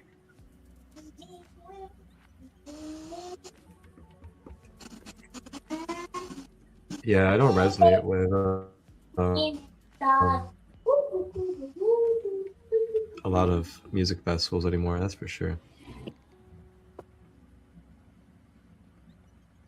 Yeah, they're definitely doing ritual there, and people don't really have an idea. And I had my awakening at one, can't lie about it. Took a psychedelic for the first time, was having cosmic revelations, was feeling prophetic visions. And then the next year when I went, because I had elevated myself, I could start to see, I was like, oh, whoa, there's something a little tricky going on here. There's a demonic plane that's kind of bringing people down. There's like, there are other things going on here. Things are not as they seem. It's like you slowly awake, just like, yeah, you just slowly awaken into being like MkUltra's always been here, but we're just now seeing it. Or, I mean, some of us have been seeing it for a while, but this is also very new to a lot of people. And then you see the award shows and everything like that. They're doing all of these satanic rituals and things like that at award shows, and they're literally giving regular people free seats to these demonic and satanic rituals just so that it looks cool to people on TV. Like it's crazy. Yeah, let's not get caught up in chasing the world that's out there. Like I learned this when I went to see my family. I hadn't been to Texas in 3 years. When I got there, pretty much every kid in middle school was wearing Crocs and big sweatshirts in the middle of summer. And it's just kind of funny. I was like, okay, I can see what the vibe is right now. This is the line going through the kids this age. This is the trend right now. You can see it, especially if you have children or you've been a child. You know when these little trends come out and you see how they're just like implanted in the field, and it's like the big production of the new thing that sells out, and they're testing our consumerism. You know, they're testing our response to yeah, I can't be sold. I can't be sold so deep. I don't even have a debit card or an address. I can't order anything, mail anything, ship anything. I just like unplugged. But it's easy and it's tempting out there, right? It's the World Wide Web. It's so deep that like if you think about a product, you'll instantly start getting ads about it and everything like that on your phones, on your TV, on your lap, like everywhere. Like you don't even have to say it out loud most times. Like I remember when the price of eggs went up like really, really crazy, and I was just like, didn't even say anything. I just seen something and was just like, oh wow, really? And then all of a sudden I start getting all of these ads about eggs, and I'm like, what? I don't even eat eggs that much. I just had that quick thought, and the ads were everywhere. It's crazy. Well, even this terminology, neurodivergent, is really to address very subtly to people how the machine is interfering with their brain. And the chip, the implant that doesn't need a surgery because it's already in there.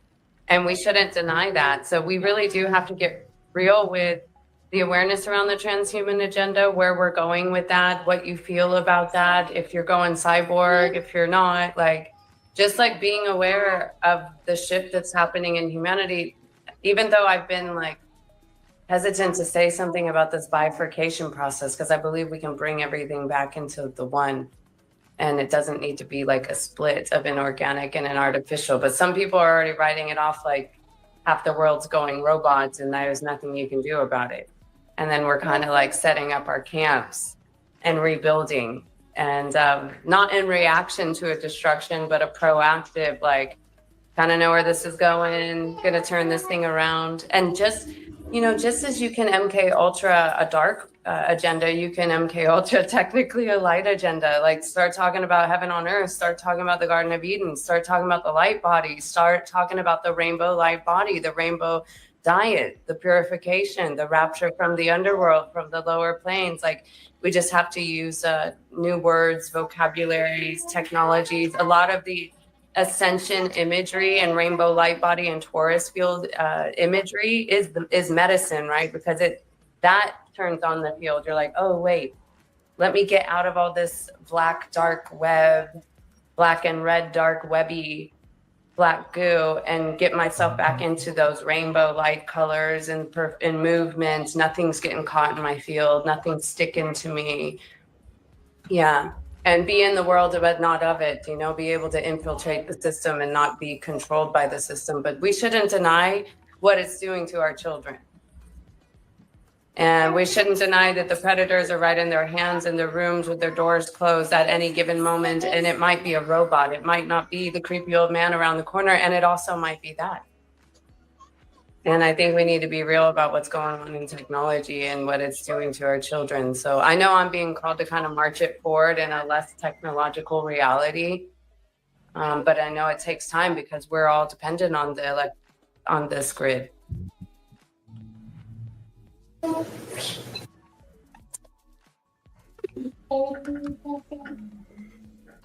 shit.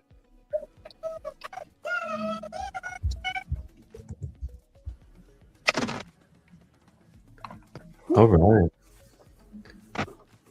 So there's a couple of last questions for everyone out there when it comes to this and becoming just more aware of how you can move in your everyday life and being in society. And number one is, how many of these tactics can you identify being normalized in your everyday life through society? And can you recognize if it's impacting the quality of your life? And then number two is, knowing that these strategies are being implemented, what can you do to change how you approach the control structures and the employed people that blindly follow the unconscious reinforce that causes divide and conquer schemes? So there's a couple questions to really think about. And then with that, I'm going to show you guys some ways to kind of retrain the light body as well, to help bring an understanding of how to rehabilitate and build ourselves into a new consciousness of our own being.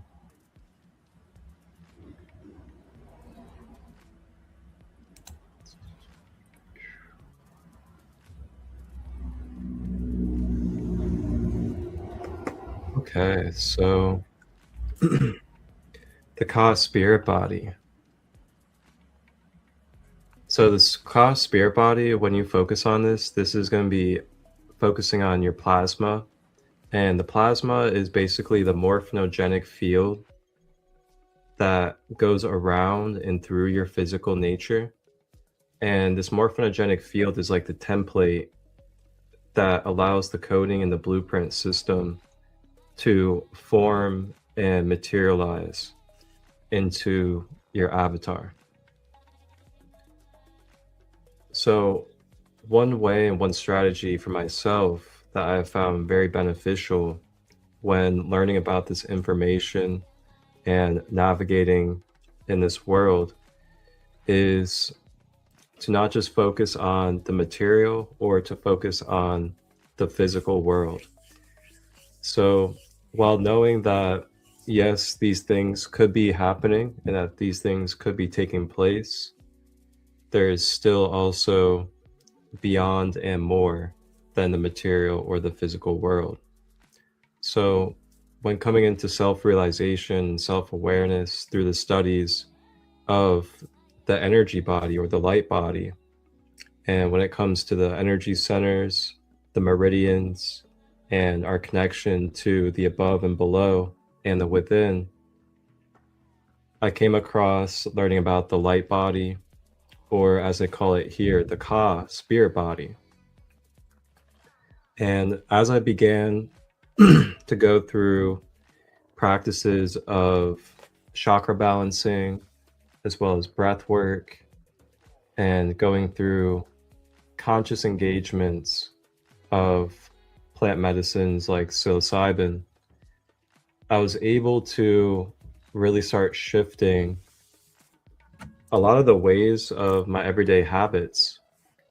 Some of those habits being abusing many substances multiple days a week, as well as selling substances and having no stability within myself and in my life, and many more lifestyles that I was living were no longer taking place through my habits and through my being, the more that I was becoming aware of balancing my light body. So as I began to balance the light body, I noticed that I began to naturally, from within myself, mentally and emotionally correct. And what I mean by correct is I would feel more stabilized inside myself. I would feel more connected to feeling empowered without needing anything outside of me. And I also became more clear and clear in my mind and clear of the chatter and the heaviness of the past or the future, but just really being present and just being present with all that is. So the more that I was able to focus on the light body rather than the physical world and my physical body, it actually started correcting the issues and the challenges and the illnesses that I was coming across when it came to my physical life.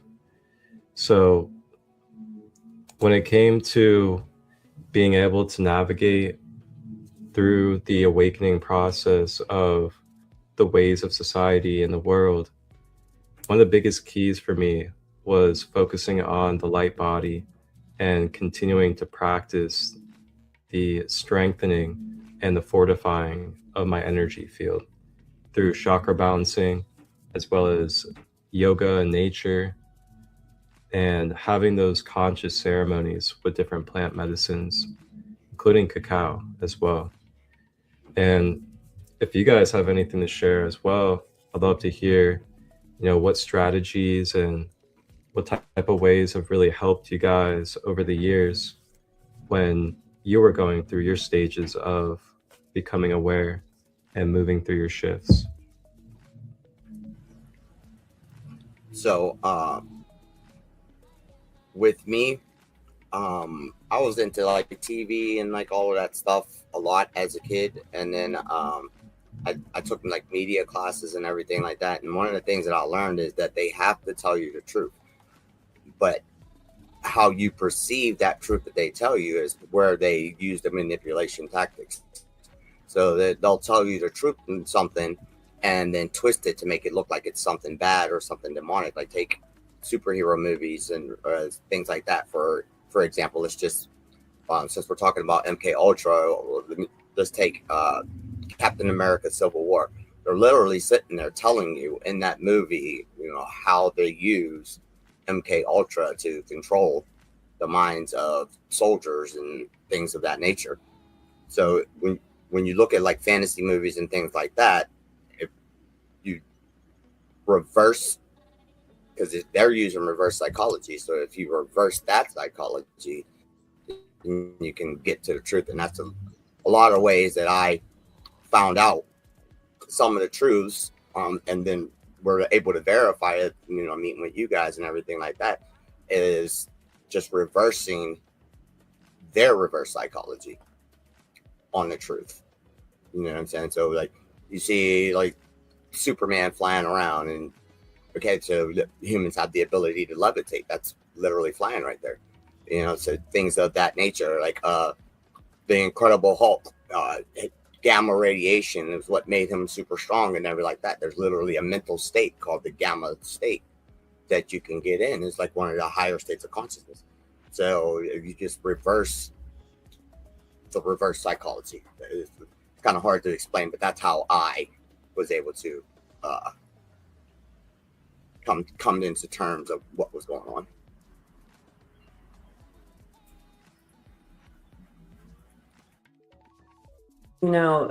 For me, taking everything from the outer to the inner, like not getting distracted by the outer, but just like being able to come into my center, stabilize anything, like emotional alchemy at its finest, like anything that came into my field and like jolted me up in any way, a topic, a belief system, a person, an energy, I would just like learn how to use my light body to generate a level of purification where like nothing sticks to me, nothing holds on to me. This is the fire of the phoenix. This is the dragon type of energy where like you're really fortifying yourself. You're not falling into reactor mode. You're moving, you're levitating, right? You take something that could be a little challenging and you propel yourself up. You levitate yourself up. You don't get dragged down. You don't fall into it, because any of these games are just working on your final weaknesses, and your shields.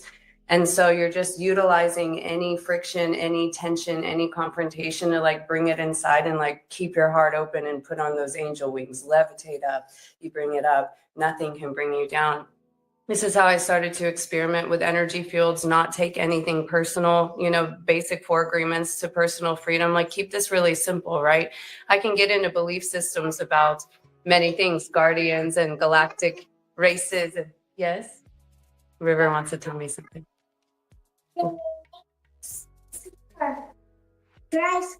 Oh yeah, it dries fast. Yeah. So really, everything is an energy game in the now moment. When we understand turning on this immortal technology and we start to really learn alchemy in the moment, that's real yoga. That's real technique. That's the only technique that matters, is that you can 0 point anything and you don't become a slave or driven by somebody else's laser beams. And so really to this is the warrior of light, actually, and just keeping it into that shield of protection, that shield of light, keeping the pure heart open is how you work with this angel wing technology, this levitation technology. And then when you get pulled down for a second, it's like a trampoline jump, you get pulled down and then you jump up, you propel yourself higher. And it's just a game like that. It's very timeless, and you start to really learn light body mechanics, working with your energy body in this type of way, and not processing everything with the mind and the mental, because we're so logical and so controlled by the neocortex. Our real brain and the future brain of us is our stomach, our solar plexus area. And so one of the greatest mind control tricks is anything that talks you out of trusting your gut.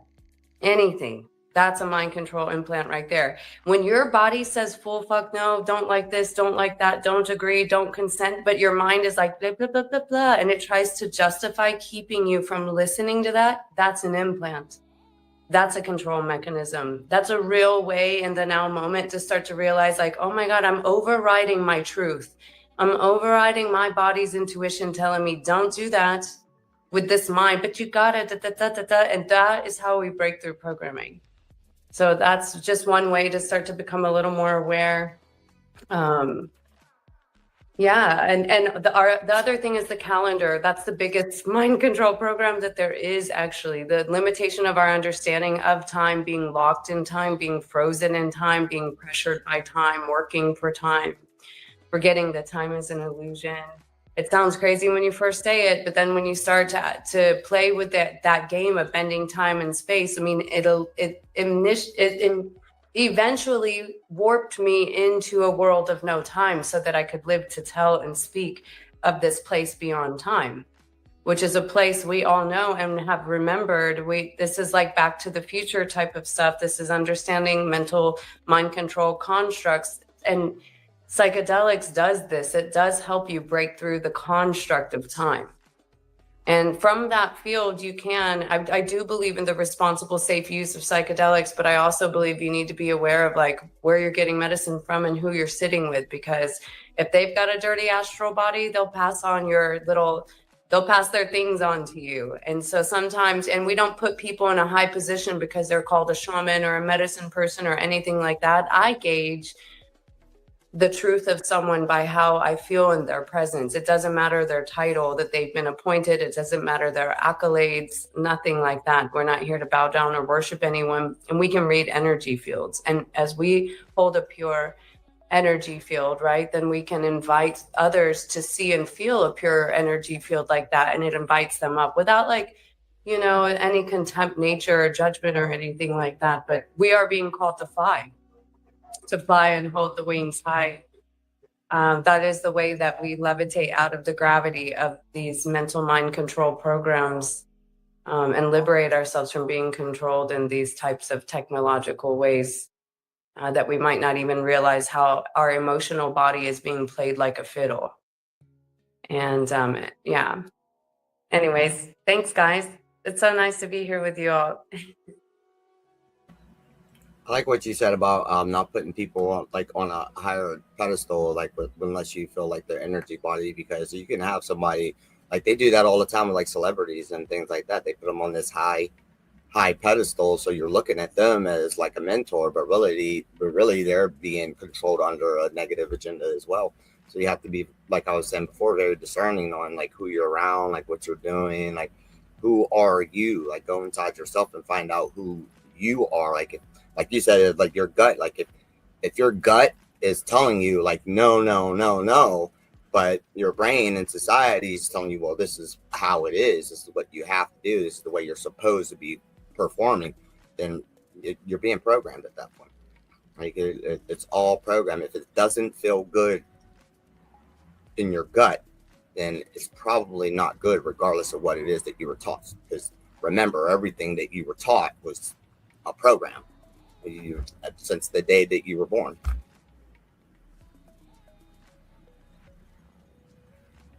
And we've been taught trust the gut like a million times, but still people don't do it. I mean, I've heard people that they knew not to go with this guy and then they got raped, you know, like whatever. It's like these things have, like, for some reason we still, that's the power of the control. You know, people in the religious organizations right now that are seeing things that are not actually pure and clean, they're starting to see the truth. There's a cognitive dissonance going on, like, oh, the pedophiles and the rapists are in the church. Oh, the church is full of Masons and satanic rituals. The LDS church, the Mormon LDS church, LSD church, is experimenting with satanic rituals with mind control substances in children and natives from indigenous tribes. Oh my God. Yet you don't want to accept the truth of that when you first hear crazy shit like that, right? That's a breaking through of the mind and like, whoa. So I say that because I don't think we can look away from this truth coming up on a planetary level. That's what MkUltra coming out is about. So we can all recognize we've all been programmed. Right. You know, and one of the, I did a podcast with my ex-husband. It was called, You've Been Programmed, Vibrate into a New Reality.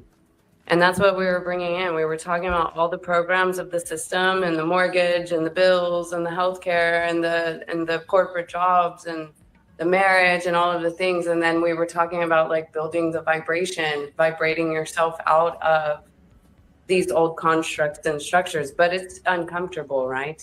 Sometimes it's uncomfortable because you got to face some shit that you might want to hold on to, like your security, what you like, what you know, all of the things. It's like, so then you get excited with discomfort, right? And fear all of a sudden, because fear is usually like a trick to, like, you're almost there. You're about to break through something, you know, but it's like, no, talk him out of it. That's what fear is. And then you're just like, oh, fear is actually telling me where I need to be going. Now that's different than intuition. There's an intuition that says, oh, fuck no, don't do it, no way, right? But then there's also this thing where like you're being called to leap into a bigger, you know, you're being called into a frequency field and you got to leave some stuff behind. And the fear is going to be like, no, stay down here, keep me around, keep you know, and there are gifts and rewards in that sacrifice. You know, when you lay something down, you lay an addiction down, a belief system down, a pattern down, and you're like, let me just leap into this void. Let me jump from the trampoline. Let me see how high I can propel myself from this energy game. Yeah, I like how you said that. Like, there's definitely a difference between fear and intuition. Like, your intuition is not going to take you, it's not going to harm you. But fear is a programming that will stop you from doing something that might be best for you. So you definitely have to be discerning between the two. Like, is this fear? Am I just afraid of elevating? Or is this my intuition saying that this is not for me? You know what I mean? So you gotta have that discernment of which is which. So I like that you brought that up. Yeah, and you can ask a bunch of people for guidance and help and information or their opinion, but really, we got to learn how to trust ourselves. Close it out, Marcus. That's a mic drop right there. Definitely a mic drop. Yep. And that's man, just all such great reminders. And I just remind us all too, you know, you think about the law of mentalism, and when we kind of like deconstruct our if you want to say, I guess, like material perspective of how we're seeing ourselves in relation to life, then it becomes like, okay, you know, like, am I still identifying with my body? Am I identifying with my human nature as my whole nature? And then you kind of you zoom out of that, and then the one thing that I just try to remember inside my mind as a sovereign being is to just recall or remember that sovereignty in any moment. And with that remembrance inside the mind, to ultimately remember that we get to choose how this interaction or how this energy exchange or how this temporary materialized experience is going to correlate with me. And how I translate it is going to be how it assimilates for my mind, body, emotions. Am I going to attach to these outcomes? Am I going to attach to these groups, these identities, these thought forms? Or am I going to allow it all to be an experience? And I just remember that I am the being that is spawned from the Creator to experience and go through more experiences.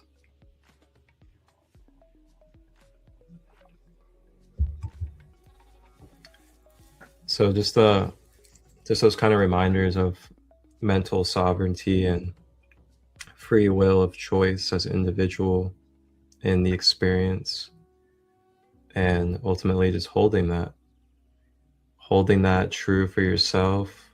Say when you go through a physical ailment and the doctor wants to tell you that you won't walk again, you know, you choose for your own self. You know, am I going to no longer walk again? Or am I going to be one of those people that creates a story called a miracle, and I'm fighting the odds that the doctor said, and I'm walking again? That kind of mentalism right there. You know, you get those choices in this world.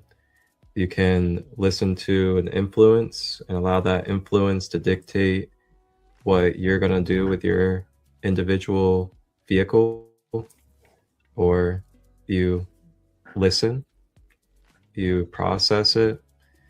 If it doesn't resonate, it doesn't resonate. If it does, it does. And then integrate. And without attachment, without judgment, scrutiny, just, oh, this is something to observe. This is information of the whole universe. What am I going to do with this? All right. And then you take action. And the last reminder too is this simplicity.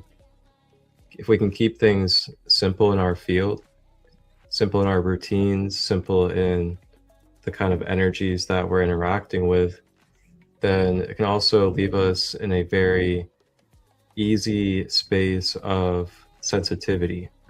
And what I mean by that is we can feel what's coming into our field that is, you know, distorting or unpleasant, because we know what we keep in our field. We know what's in our circle, as they say. But when I say circle, I'm talking about your aura and what is mentally being kept in there, what is emotionally being kept in there, and what we're allowing from the outside world in there as well. Keeping that simple, you can then usually have that high sensitivity of, oh, okay, something is distorting what I have kept peaceful and centered here in this energy field. Wow. Thank you guys.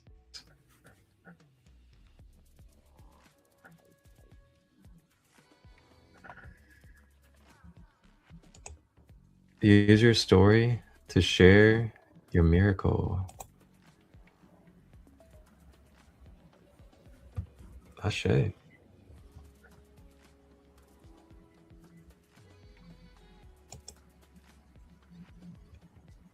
With that being said, I just want to plug a couple songs of mine real quick that all go along with this episode.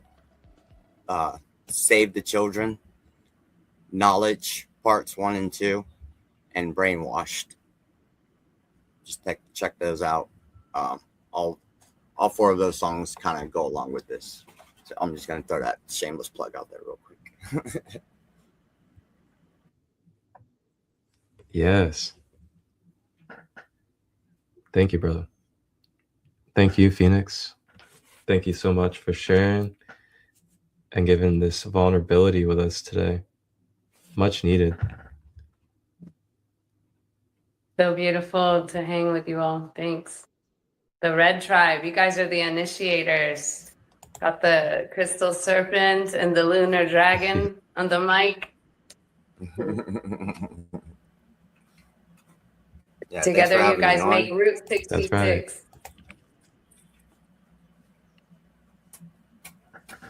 Oh, that's funny.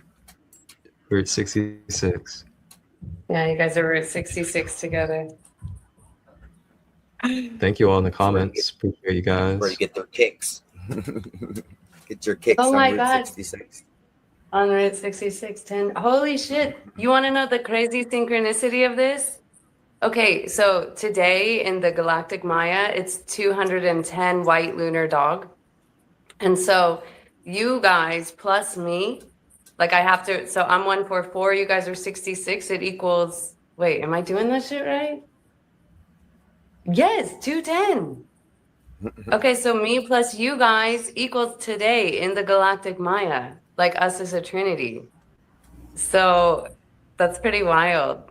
We wouldn't know that if we didn't know the numbers. That's how we start to understand there's a mathematics to this reality and synchronicity. That's how you know you're on the wave of synchronicity. When you don't get pulled down in the tricks of time, all of a sudden the synchronicity field comes in and there's nothing that isn't for you. It's like, and you just like work on your spin, keep yourself clean, you know, get back to the center. You might get out for a second, but it's like a 1-2 jab. And then you're just like, oh, okay, now the synchronistic, we are being synchronized. And it's super You said the 1-2 mathematical, jab. actually. Huh? A 1-2 jab, yeah. That's what it feels like, though. Left polarity, right polarity, back to the center. Right. Right. A little That's wax on, wax off, Mr. Miyagi, Back to the Future, Karate Kid, like it's all of, you know, of course we receive empowerment and excitement about the adventure of this reality through some of these shows, right? These superhero type of energies. And like, there is nothing wrong with that. You're either the victim or the villain or the hero.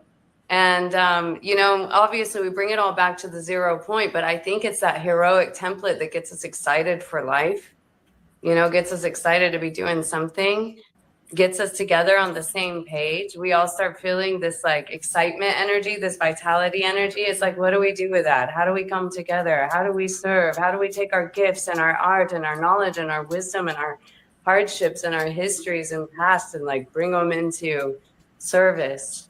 That's what the white dog is all about. So we equal today's kin, the lunar dog, and it's about compassion, love, service, and loyalty. So we can like sit in this and be like, how can we be of service to humanity with our love, with our compassion? And then the lunar tone is about the polarity, the challenge. And so here we are today, like talking about this mind control and the level of weaponry that's been used and empowering our brothers and sisters to really rise up out of that. So anyways, I'm just getting excited about the mathematical synchronicities of it all. That's awesome. Man. Wow. What a beautiful space today.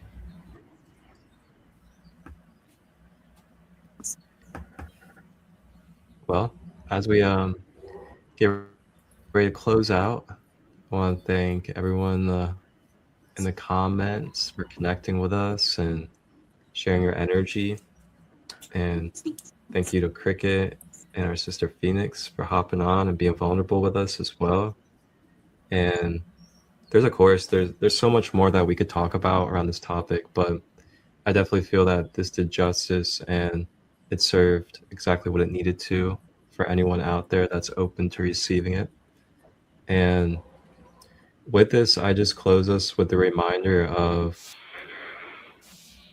not observing this through a lens of fear or concern, but from a lens of acknowledgement and empowerment, in the sense of becoming conscious of something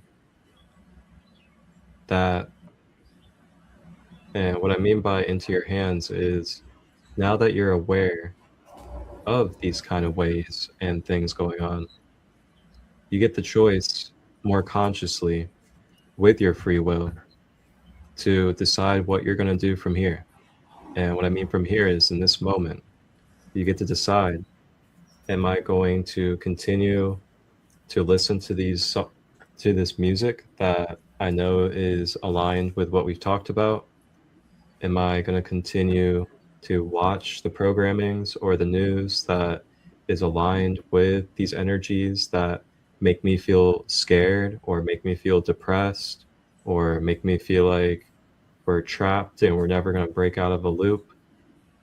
Or am I going to, watch and listen to things that make me want to dance, that make me want to feel like I have a lot of love flowing through me, that inspire me, and things of that nature? And then also too, just thinking about your environment. What environments are you keeping yourself in? And what kind of influences are you allowing into your life?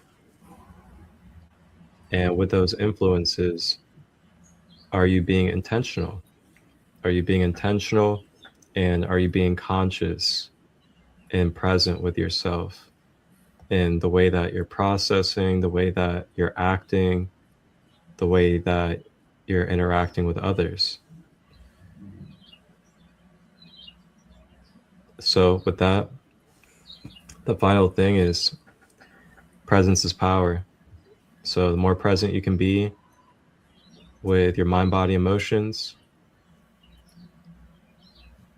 remember that, you know, what is within your control is this vehicle and others' free will, and, you know, trying to teleport to the other side of the world to go save another country.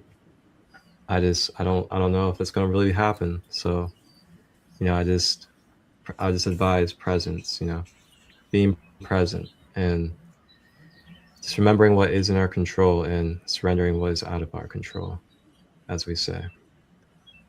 Yeah, this information isn't meant to like scare you or make you afraid, make you want to rebel. It's not to take it to a negative place and go out to get revenge and all of that stuff. No, this information is just so that you know what is being done to you, so that you can be empowered to, you know, make your own decisions and stop letting society and negative factions decide for you.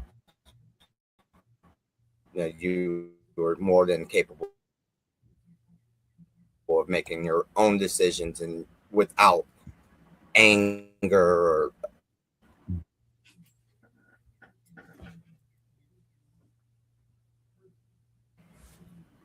Ashe. Well,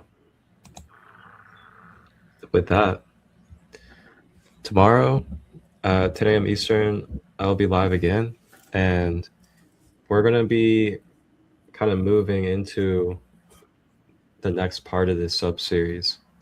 And this next part of the sub-series tomorrow, we're going to deep dive and talk about what it looks like to reclaim your sovereignty of your mind, body, emotions as a spiritual vehicle of the Creator. So join me tomorrow at 10 a.m. Eastern if you would like, as we step into more of our empowerment and more into our light, and how we can really step out of the rabbit hole of all of this propaganda and energies and things of that nature that are causing resistance, and really shed it and metamorphosize into a higher, more conscious and elevated version of our vehicle as we travel through this earth. So I'll see you guys then. And again, thank you guys all, and thank you to Cricket and Phoenix. Everyone, take care and enjoy this closing video, as it's just going to be a recap and a reminder of what this episode was about, MkUltra, and it's also going to talk about religion as well. So remember, again, this is for conscious empowerment and for you to make more conscious, present, and empowered choices with your free will. Ashe.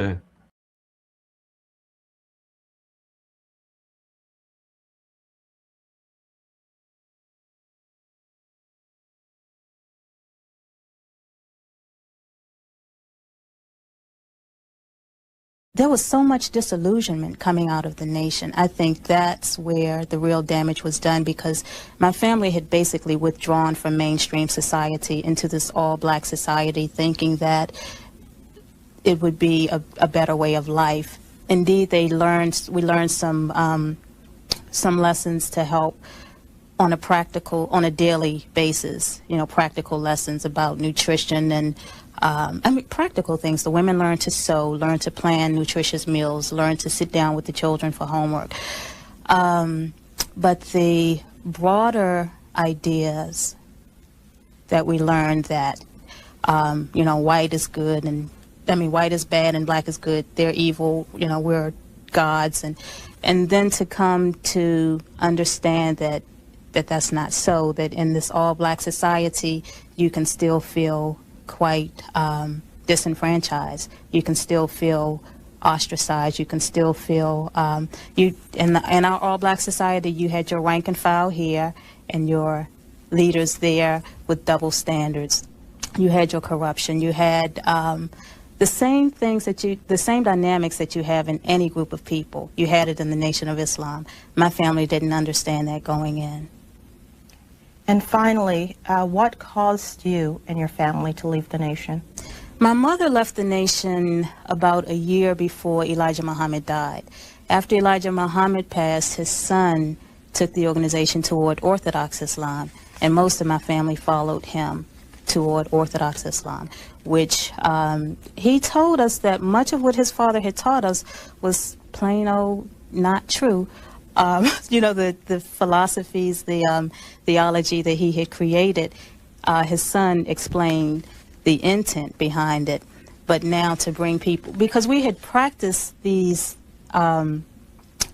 religious tenets with such intensity, now to find out that it was, you know, basically made up.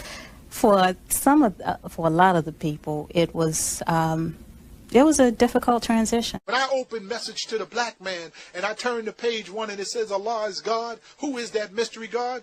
I'm seeing Master Farad Muhammad as a mystery God. He's certainly been a mystery to me for 53 years. I don't know who he is. He had many aliases. He came in many names, but God, if he's God in person, brothers and sisters, we got to examine this. We got to examine this. They said it took him 42 years to study his own mission, and yet he came and stayed with us for only 3 years. 3 years and 4 months.